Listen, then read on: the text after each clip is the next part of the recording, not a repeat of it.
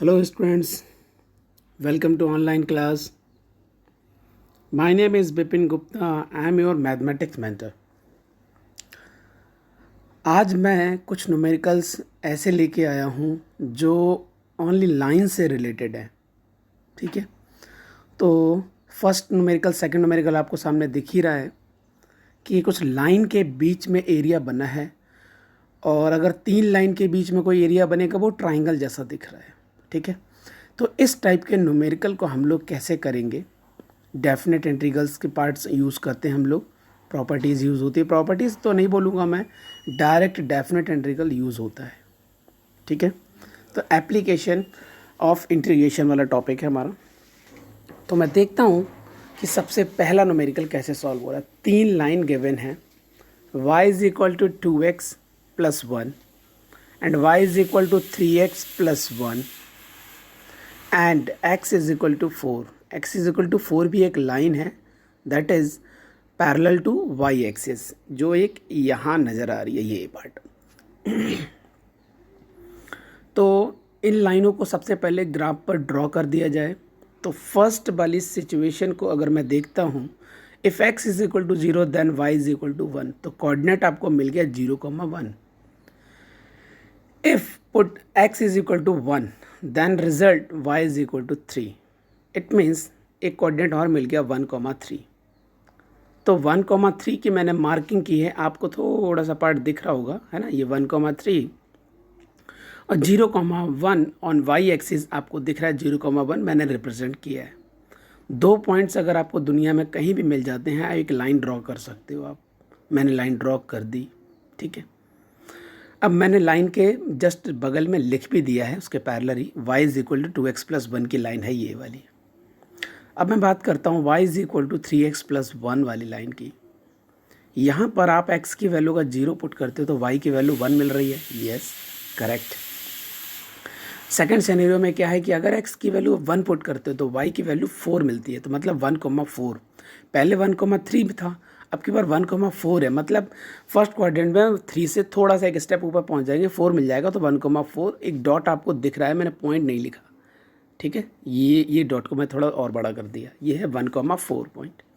फिर से आपको दो पॉइंट मिल गए 0,1 एंड 1,4. आप एक लाइन ड्रॉ कर सकते हैं जिसको मैंने डाउन साइड में लाइन लिखी है y is equal to 3x plus 1. और ये वाली लाइन तो सबसे पहले बता चुका हूँ 4,0 से पास हो रही है.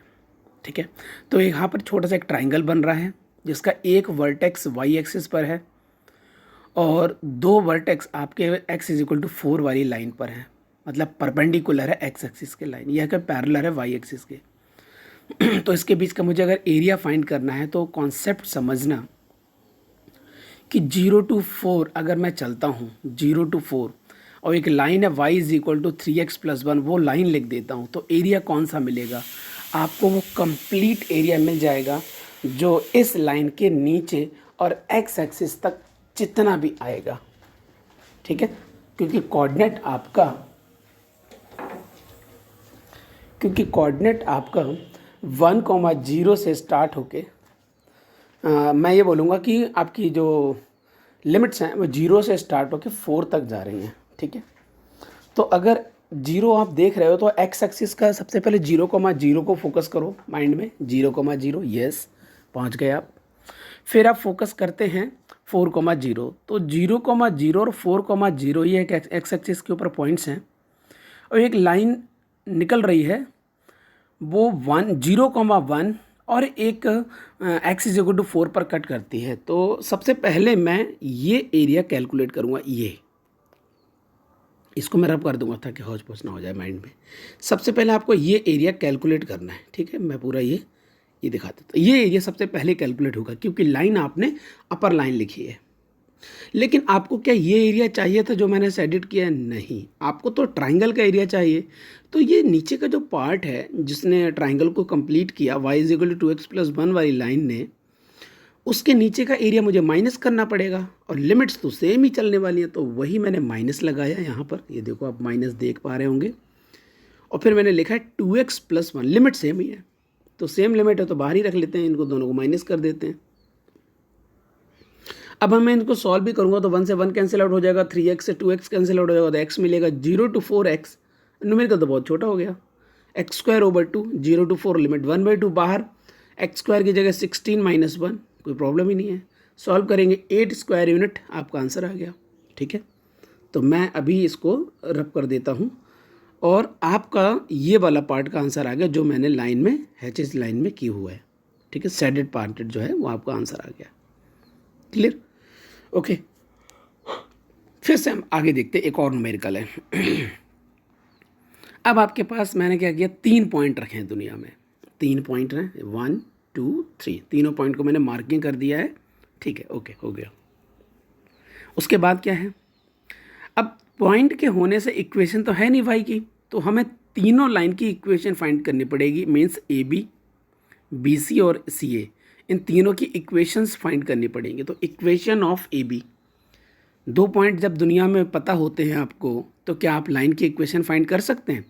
y - y1 = y2 - y1 over x2 - x1 and multiply x - x1, ये फॉर्मूला होता है।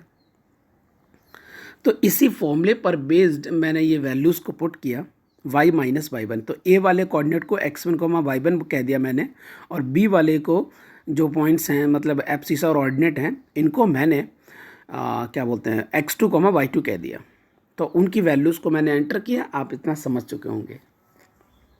ठीक, ओके, आई होप अब तक आपको आइडिया लग गया होगा। y - y1, ये 5 - 1 4 होता है, 4 / 1 4 ही होगा, तो 4 की मल्टीप्लाई ब्रैकेट में ओपन करेंगे तो 4x + 4 हो जाएगा। 1 को ट्रांसफ़र करो तो y = 4x + 5 हो जाएगा। BC इक्वेशन जो है आपके पास, तो 0,5 को x1, y1 कह दो, और 3,2 को आप x2, y2 कह दो। आपका जो मन कर रहा है आप ऐसे कह सकते हो, लाइन की इक्वेशन एक ही आएगी, उससे कोई टेंशन नहीं है, आप इंटरचेंज भी कर सकते हो। तो मैंने अगर ये 0,5 को x1, y1 बोला है, तो y - y1 मतलब 5 आ गया, y2 - y1 मतलब 2 - 5 आ गया, ओवर x2 - x1 मीन्स 3 - 0 आ गया, फिर x - x1 मतलब x - 0 आ गया, 2 - 5 - 3 ओवर 3 कैंसिल आउट, -1 मिलेगा, -1 की मल्टीप्लाई x से करोगे -x हो जाएगा। 5 को ट्रांसफ़र करके इस साइड लिख सकते हो, तो y की वैल्यू 5 - x आ सकती है। तो BC की इक्वेशन भी आ गई है। इस ट्राइंगल पे हम दोबारा फिर से एक बार आ जाएंगे, पहले लाइन देख लेते हैं AC की। ओके,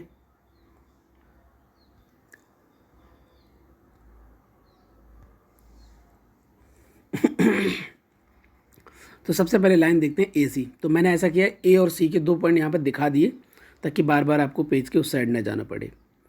तो 2 पॉइंट पता है, फिर से आप लाइन की इक्वेशन फाइंड कर सकते हैं, वही मैंने किया है।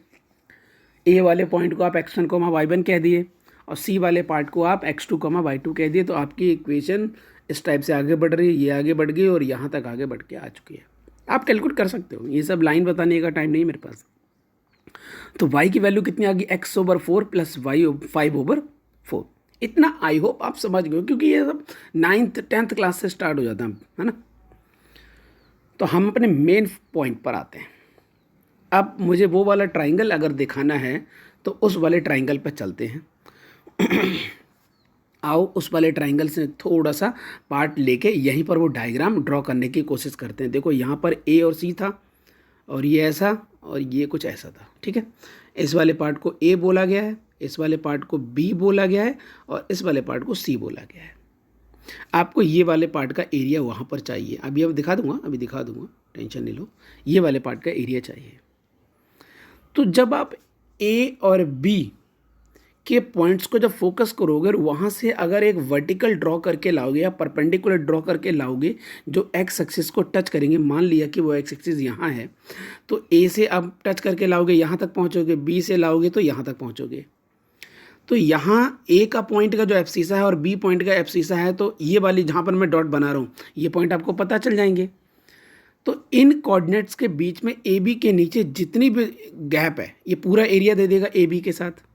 ओके, फिर दूसरा पार्ट C से भी ऐसी वर्टिकल लाइन अगर ड्रॉ करते हैं, तो B और C के एब्सिसा अगर उठाते हैं तो ये पूरा आंसर आ जाएगा। अब इस टाइम ऐसा लग रहा है कि पूरा आंसर आ गया पूरा, पर आपको तो ट्राइंगल एरिया चाहिए था। फिर आप क्या करें कि A और C के जो मेन एब्सिसा पार्ट थे और वो AC की लाइन लिख दें, तो ये पूरा एरिया माइनस कर दें। सही है, मैं इसको रब कर देता हूँ पूरा। फिर मैं फिर से बताता हूँ कौन सा एरिया माइनस करना। ओहो, पूरा ही चला गया। चलो हम लोग ऐसा करते हैं, बैक साइड चलते हैं। ये ट्राइंगल है, मैं ट्राइंगल को थोड़ा जूम कर दूँ।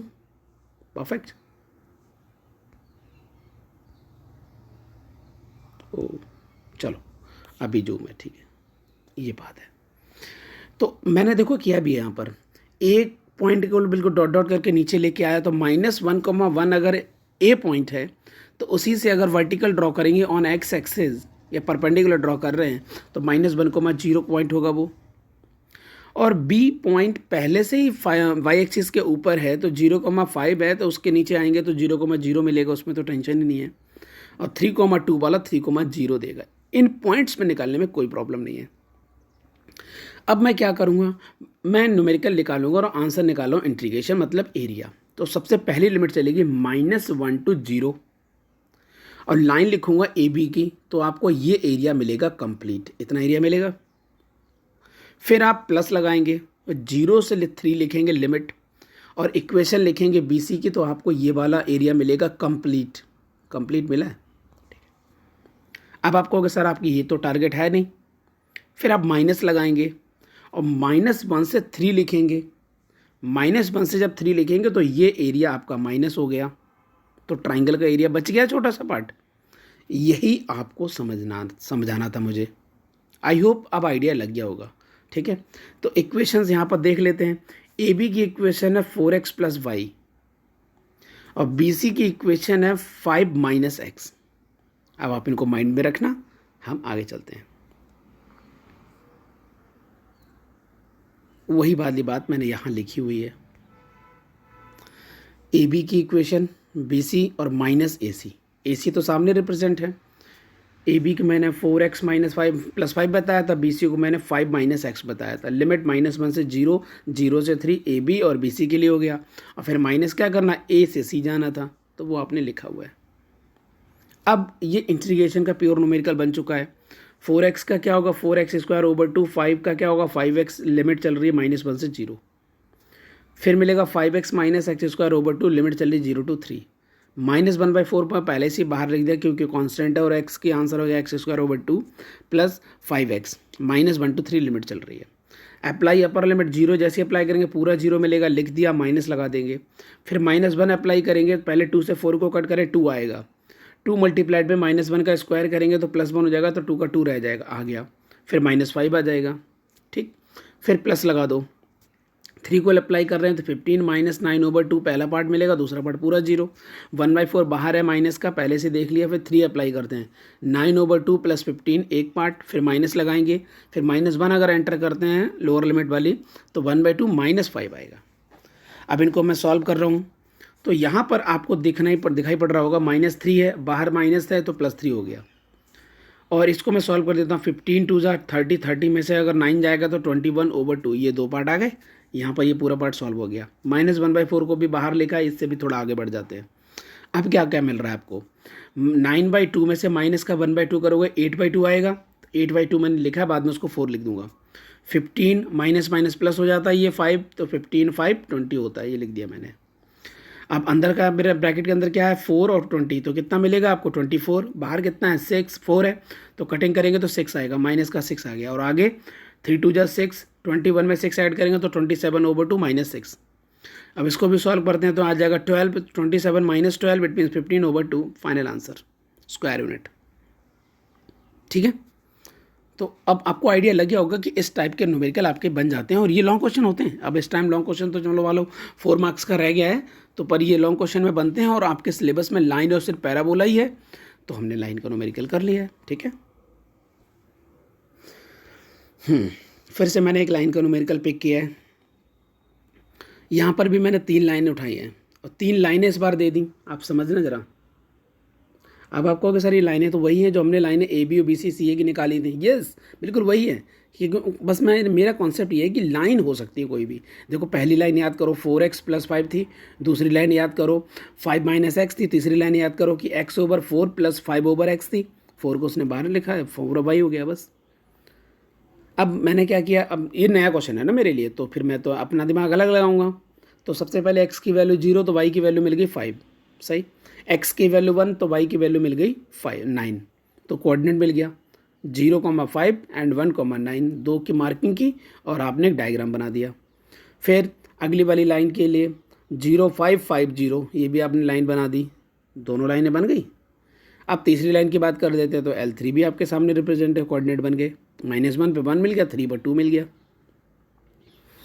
अब क्या करने वाले हैं, लेकिन जब हमें लाइन गिवन है तो हमें ये तो पता नहीं है कि ए बी सी कोऑर्डिनेट कितने हैं, क्योंकि वो एक दूसरे को कट कर रहे हैं तो हमें कोऑर्डिनेट निकालना पड़ेगा। तो अगर मुझे ए कोऑर्डिनेट निकालना है तो कहाँ कहाँ से लाइन कट कर रही है, एक तो लाइन नंबर L1 है और एक लाइन नंबर L3 है, दोनों आपस में कट कर रही हैं, देखो L1 L3। दो लाइन को अगर मैं सॉल्व करता हूँ तो वो आपको दो लाइन को सॉल्व करना आता ही है, मुझे पॉइंट निकालना है बस। अच्छा, एक बात ये भी है कि ए पॉइंट निकालने में बेनिफिट है कि ए पॉइंट का सिर्फ एब्सिसा वाले पार्ट से काम चल जाएगा। यस, एब्सिसा वाले से काम चल जाएगा। तो ए का मैंने एब्सिसा निकाला -1, अगर मैं -1 उठा के किसी भी इक्वेशन में एंटर करता हूँ L1 या L3 में तो वाई तो आ जाएगा, वाई आ जाएगा मतलब वो ऑर्डिनेट आ जाएगा ए का। लेकिन ज़रूरत तो है नहीं मुझे ए पॉइंट निकालने की, मुझे क्या ज़रूरत है, एब्सिसा की ज़रूरत है। तो -1,0 से काम चल जाएगा। ठीक, दूसरे वाले पार्ट को अगर मैं सी वाले पॉइंट निकालने की कोशिश करता हूँ तो क्या आएगा, सी पॉइंट कैसे आएगा आप ज़रा देखना। एक लाइन है आपके पास L2 और एक लाइन है आपके पास L3, तो L2 और L3 को अगर आप सॉल्व करोगे तो x की वैल्यू 3 मिल रही है। ठीक है, अच्छा अच्छा, बी वाला पॉइंट निकालने की ज़रूरत नहीं, क्यों, क्योंकि उसका एब्सिसा हमें पता है 0 है। तो ए से बी जाएंगे, वही वाली बात आ गई, लाइन ए से बी जाएंगे, -1 से 0 जाना है, पूरा एरिया आ जाएगा नीचे तक एक्स एक्सिस तक। फिर 0 से 3 जाएंगे, फिर पूरा एरिया मिल जाएगा आपको। फिर माइनस किया, -1 से 3 जाएंगे, ए सी की इक्वेशन लिखेंगे तो वो एरिया आपका गायब हो जाएगा। सॉरी, यही मैंने पार्ट किया है और आंसर भी देखो बिल्कुल सेम आया है। ठीक है, ये पार्ट तो पूरा रिपीट है। आई होप आप इसको आप समझ गए होंगे, है ना, आप कर पाएंगे। एक बार जल्दी से देख लो क्या वही है कि मैंने थोड़ा चेंज कर दिया है।